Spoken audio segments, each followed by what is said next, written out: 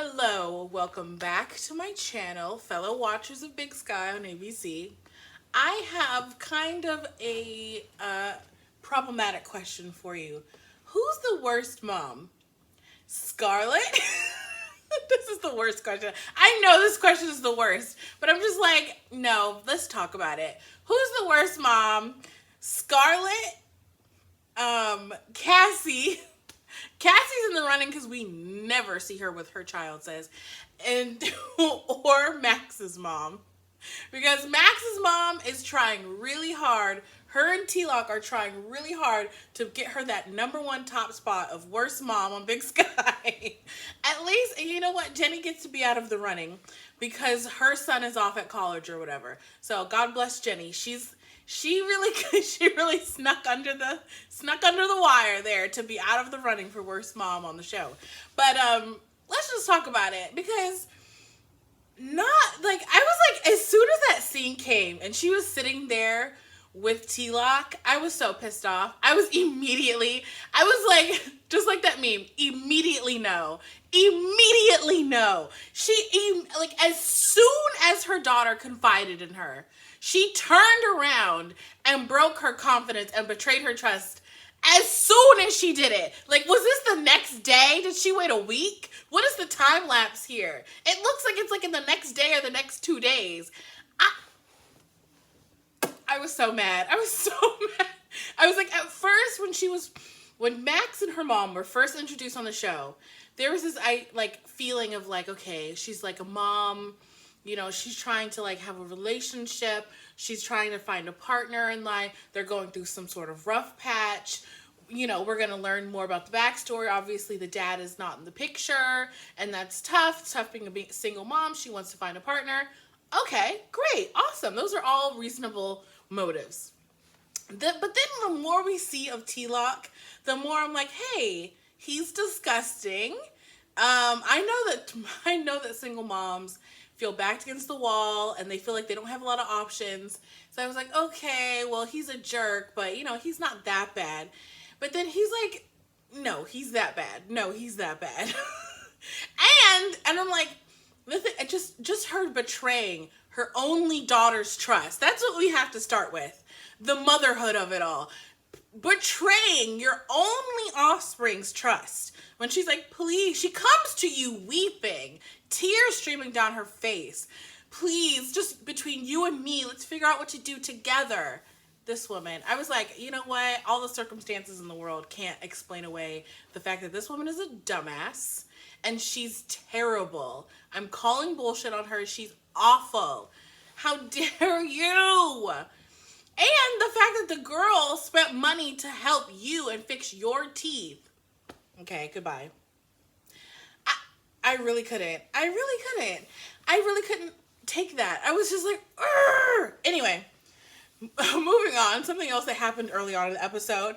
Why did I forget their names already. The only teenager I remember is Max and Bridger, because he's the token boy. Max's girlfriend, I don't remember her name. She gets in the car with the van guy. Why? This is at the beginning of the episode. She gets in the car with them. It's like, hey, thanks for that stuff back at the ridge. I'm like, are you serious right now? Do not get in a car with a stranger. I teach in an elementary school, just to let you know, and that's some first grade stuff. No, it's pre-K stuff. Stranger danger. Like, what does she not get? At first, I thought it was going to be kind of like a reveal. I thought it was going to be like, oh, so she, like, low-key knows this guy. Like, how comfortable she is around him. No, she's just freaking foolish and getting in the car with a total stranger. She doesn't know him. Like, okay, goodbye. Let's move on. Who is the next teenager to disappoint me? No, that was it. That's all I have to say about the teenagers. Now, let's talk about Cassie and Lindor. This is like under my notes for Cassie. I had to mention, shout out to Cassie's dad. We did not get to see her son this episode, but neither did Cassie. Shout out to her dad. This is like the third time we've ever seen him, and now he has like hopes and dreams. So I guess I guess he's gonna come into play more of the show. We'll see if he ever becomes relevant. Um, no offense, but whatever. So let's just talk about some silly things with Cassie first. I like Cassie's new wig for this week. It's pretty. It was very fluffy. The curls, they're doing like looser and looser curls on her. And I like it. I mean, I liked the little tighter, coilier curls from last year too. But I guess they wanted to switch it up this year. And we got a little bit of bump watch, in my opinion. Her clothes are getting so baggy and so huge. Even though, like, if you see her on Instagram, her bump is not that big now, and they weren't shooting this, so they were shooting this several, like, at least a month or two ago, right? They have to have time to like film and then edit the footage, so this had to be like 2 months ago. The clothes are huge on her. I guess the strategy is to like start her off in big clothes so you don't notice when she actually needs the big clothes. I guess that's the strategy. Anyway, in bump watch, I'm like, that huge giant jacket is what they call it, shirt jacket that she was wearing. I was like, interesting. What are you hiding there, Cass?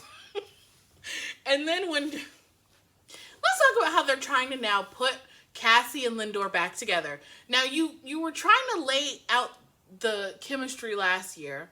I didn't really feel it like that. And now I'm starting to think, like, is it the directing? Is it the acting? Like, I like the actors. I think that they do pretty good.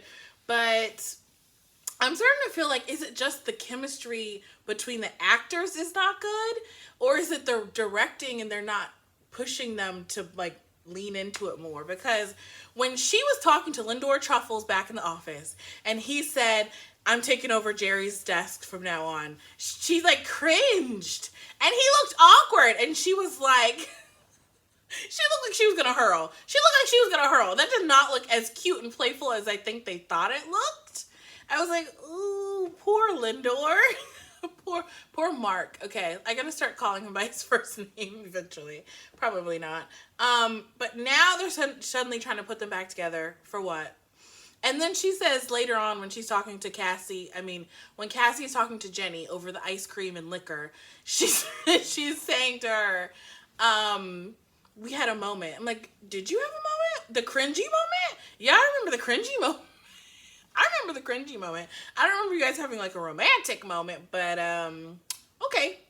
Let's move on to Jenny. Speaking of Jenny and her ice cream, Jenny and her undercover lover. Let's talk about her and the undercover lover. This is gonna transition us to the rest of the episode. Of course they got caught. Of course they got caught. Like, someone saw them together. Of course. Because neither of them are really great at their jobs.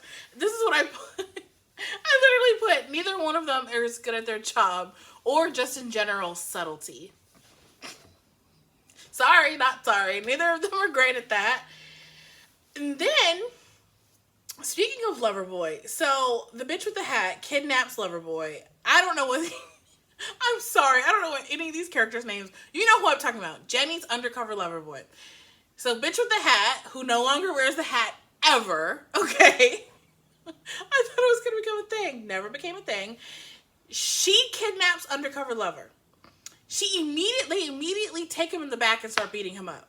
So they talk to him on the couch for like, 10 minutes? And then they're like, okay, let's start torturing him. Then he'll say something. Then he'll tell us where the drugs are. So it's like, okay, you want to know where the drugs are, or you just want to get dirt on Dietrich? Or you want to know if Dietrich knows where the drugs are? What exactly are the questions? Like, she was so busy quoting Mean Girls.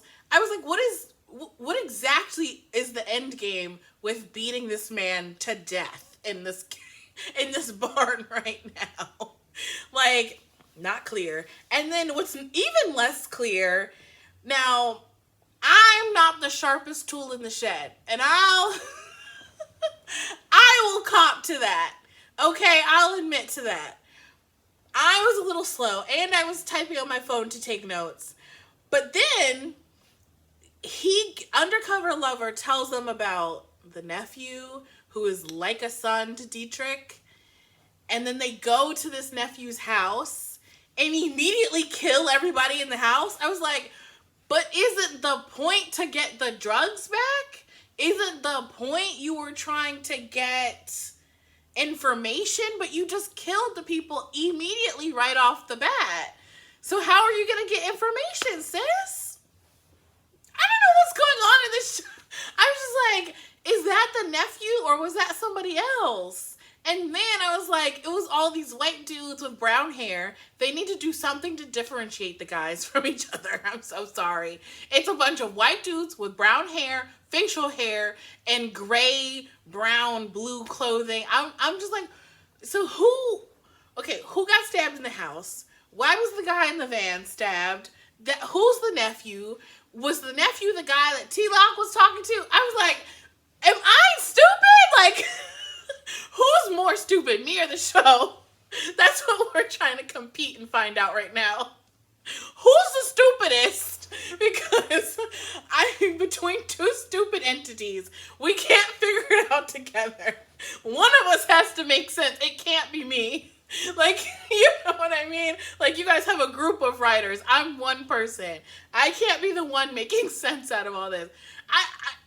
Did anyone else struggle with that? Give me that. Did anyone else was like, okay, so who went to who? We switched scenes so quick. So who went where and who got stabbed by who? Okay. I know who got stabbed, but no, I don't. Clearly I don't. So the guy in the van was one of the guys at the house, but he lived, but they thought he died. He lived and got in his van. Now, why would the black girl go over there? Why would the black girl go over there and mess with that? As soon as I saw that guy bleeding, I would call the police.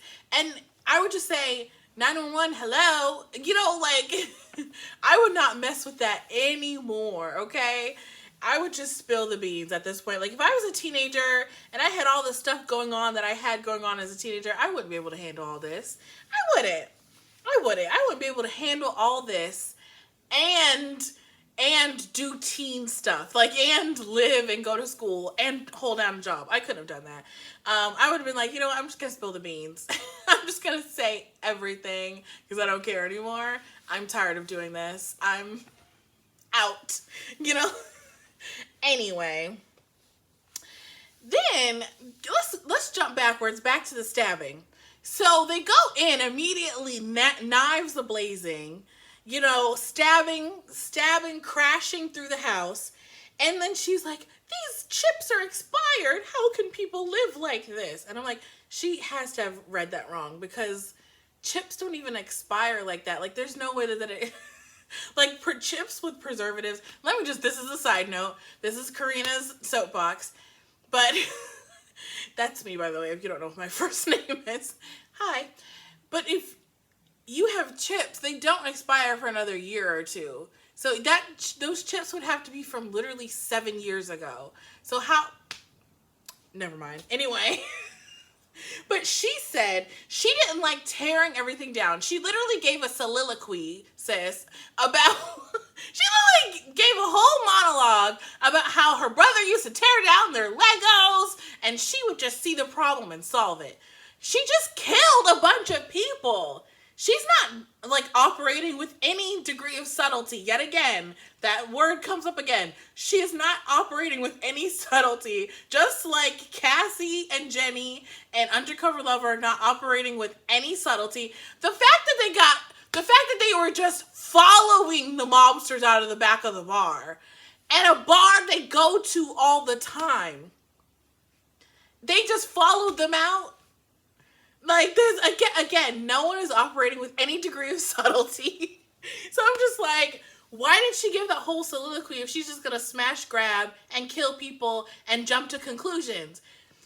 You know, they don't even know where they got that drugs from. So okay, I'm putting two and two together. I'm figuring it out. So it had to be the guy that T-Lock talked to with the beard, because he had the drugs in the house. But then they just jumped to conclusions. Why didn't they ask them where they got it from? And then he would have said, I got it from T-Lock. And then T-Lock would have said, I got it from the teenage girl. And then the teenage girl would be like, we were the ones who witnessed the crash. No. Every time someone figures out it was the teenagers who witnessed the crash, they get killed immediately. I'm like, okay, right. I don't know if they think that that's like clever, like the plot, the fact that they have the plot continually resetting itself. Like maybe they think it seems very purposeful. Like, ha, this is clever. But I'm like, is it clever? Like,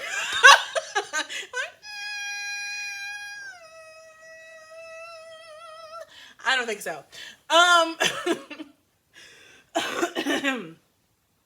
It was a little bit tense when Lindor decided to go visit the Jim the dog. No, he didn't visit Jim the dog. He went to visit Wolf Legarsky. That took a while. He went to go visit Wolf, and it was like medium tense. I was like, is something gonna happen here? I don't think anything's gonna happen here. Let's see if something happens here. Nothing happened there. But he decided to go sneak back in. So let's see what happens next week. Let's see if any subtlety is arrived at with Lindor's handling of the case. And the fact that Jim the dog, first of all, why would he bring I was like, why would you bring Jim the dog into this? Leave Jim the dog alone. Leave him alone, dude. You know, like, leave Jim the dog at home. You didn't. And the fact that he came in there with this, like, yeah, I'm going to come in with this cover and they're never going to suspect me. And he was immediately like, you ain't no roofer. Honey, look at those soft hands. Look at that soft face. You ain't no reefer. And the fact that he said, you don't have a girlfriend, I was like, what is that supposed to mean? What is that supposed to mean? That was a little like, it was shady. That was shady. You are not a roofer and you do not have a girlfriend. You look desperate and lonely. Just throw in some jabs in there, Wolf. Go ahead and do it. Sconald is the couple. Sconald is the couple name of Scarlett and Ronald. That was literally an accident. They were fighting. Who cares? I always enjoy, let's wrap it up on a positive note. Let's wrap it up on a positive, sadistic note. I always enjoy seeing Ronald get shock-colored. I'm sorry. I felt like such a weird person when I was like, yes. I love seeing him get shock-collared. He's like, what you deserve. It's what you deserve, Ronald, my boy. He can't have his cereal. He gets shock-collared. His girlfriend's arguing with him. Do you think Scarlett is gonna end up hooking up with Wolf? If Scarlett ends up hooking up with Wolf, I'm done with the show. I'm done. This show will be canceled. I will cancel my cable. I can't do it anymore. If Scarlett hooks up with Wolf, that's where Karina taps out. Yeah, that's it. Leave me a little lightning zap if you made it all to the end in representation of Ronald's dog collar or a little puppy face. If you're not a sadist like me, I like my fall outfit. I wear this every single year. I've worn this every single year ever since I've had these two items. I put them immediately together during the fall because I'm a matchy, simple-minded woman, person, individual. And I'm like, I'm so simple-minded. And then it's just like autumnal and great. I never get to wear lipstick at work anymore because it's always under the mask. And I'm like, I would have it smeared all over my face if I wore it under the mask. Well, anyway, thank you for watching, guys. Thank you for sticking with me, even though I'm not as quick on the uptake as I was last season. I am going on a break next week, so I will be, if there's another episode, and again, shouldn't I know that? I don't know. We'll see what happens next week.